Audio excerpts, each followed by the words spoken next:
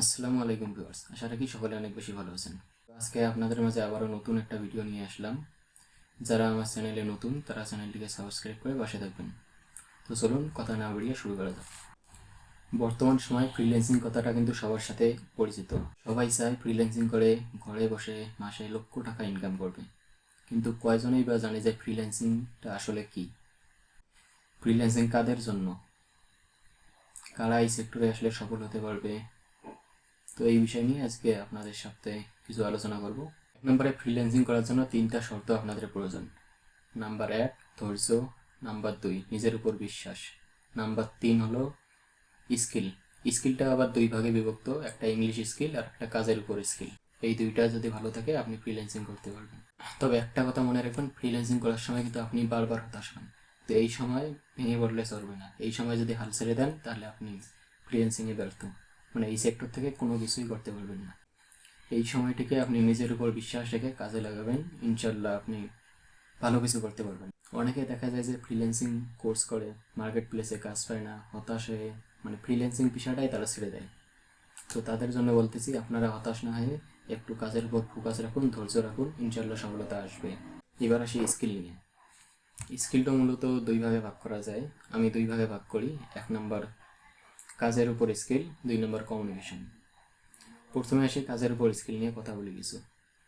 আপনি ফ্রিল্যান্সিং করতেছেন ভালো কথা, কিন্তু সব টপিক নিয়ে যদি ফ্রিল্যান্সিংয়ে কাজ করতে চান তাহলে কিন্তু আপনার দ্বারা কখনো সম্ভব না।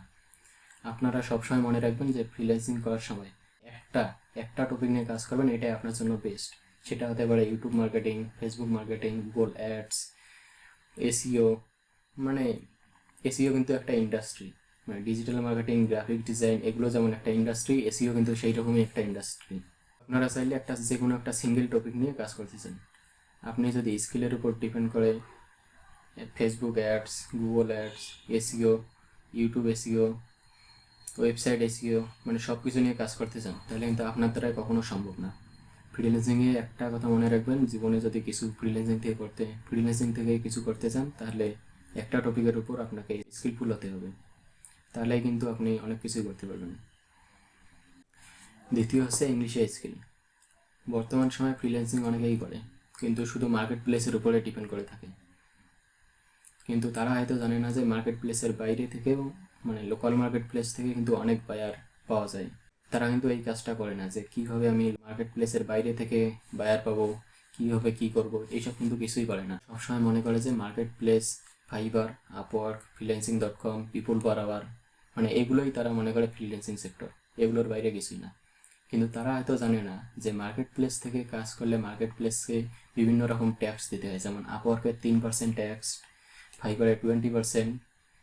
তো আমরা যদি মার্কেট প্লেসের পাশাপাশি লোকাল মার্কেট প্লেস যেমন ফেসবুক, লিঙ্কডইন, টুইটার, ইনস্টাগ্রাম, এগুলো থেকে কিন্তু হিউজ পরিমাণে বায়ার পাওয়া যায়।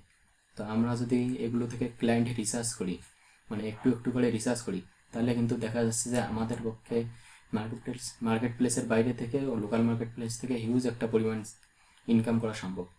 অনেকেই এই বিষয়টা এড়িয়ে যায়, শুধু মার্কেট প্লেস নিয়ে বসে থাকে। কিন্তু এখানে আরেকটা বিষয় আছে যে মার্কেট প্লেসে কাজ করতে গেলে ইংলিশ একটু, মানে কোনো রকম একটু বেসিক ধারণা থাকলেই কিন্তু এনাফ। কিন্তু এখন দেখা যাচ্ছে যে লোকাল মার্কেট প্লেসে কাজ করতে গেলে বায়ার কিন্তু 1-to-1 কথা বলতে চায় আপনার সাথে, মানে সরাসরি জুম অ্যাপস বা স্কাইপিতে আপনার সাথে সরাসরি কথা বলবে।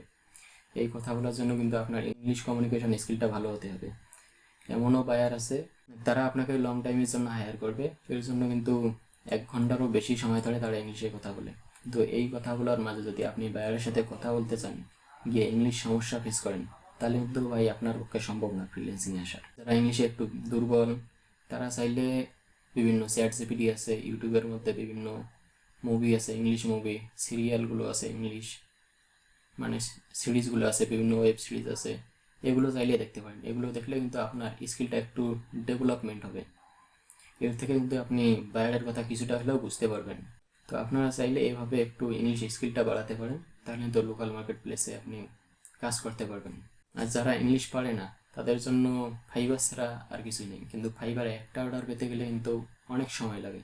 এমন অনেকেই আছে যারা ফাইবারে 1 মাস, 2 মাস, 6 মাস, এমনকি 1 বছর সময় দেয়, কিন্তু ফাইবার থেকে একটা কাজও নিতে পারে না। কিন্তু তার যদি স্কিলফুল হওয়া সত্ত্বেও সে ফাইবারে বসে আছে, কোনো কাজ পাচ্ছে না, এবং তার যদি ইংলিশ কমিউনিকেশনটা ভালো থাকে তাহলে কিন্তু সে চাইলে লোকাল মার্কেট প্লেস থেকে বায়ার খুঁজে বের করতে পারে। এইভাবে কিন্তু তারা কাজ করতে পারে। তো মূলত ফ্রিল্যান্সিংটা তাদের জন্যই যাদের ধৈর্য আছে, যারা ইংলিশ কমিউনিকেশনটা ভালো করে, মূলত তাদের জন্যই ফ্রিল্যান্সিং। তো ফ্রিল্যান্সিং সেক্টরে অনেকেই দেখা যায় বিভিন্ন আইটি প্রতিষ্ঠানগুলো, মানে যারা ইংলিশে কমিউনিকেশন স্কিলে ভালো না, যার স্কিলফুল, মানে এক কথায় ইংলিশ কমিউনিকেশন স্কিলে ভালো না, তাদেরকে কিন্তু হুটহাট করে মানে জোর করে অ্যাডমিশন করায় নেই। এটা কিন্তু সবচেয়ে বড় ভুল। মানে এই কারণে কিন্তু ফ্রিল্যান্সিং বাংলাদেশে স্ক্যামে পরিণত হচ্ছে। মানে ফ্রিল্যান্সিংয়ের প্রতি বাংলাদেশের মানে যেসব যারা ফ্রিল্যান্সিং করতে যায় তাদের কিন্তু একটা ফ্রিল্যান্সিংয়ের প্রতি নেগেটিভিটি সৃষ্টি হচ্ছে। তো আপনারা যারা ইংলিশে ভালো কমিউনিকেশন পারেন তারা চাইলে ফ্রিল্যান্সিং করতে পারেন। ফ্রিল্যান্সিং তাদের জন্য যারা ইংলিশে ভালো করেন, মানে কমিউনিকেশন স্কিলটা ভালো আছে, এটা হইলেই ভাই আপনি ফ্রিল্যান্সিংয়ে সাকসেস হতে পারবেন। তো নতুন নতুন আপডেট ভিডিও পেতে আমাদের সাথেই থাকুন। ধন্যবাদ।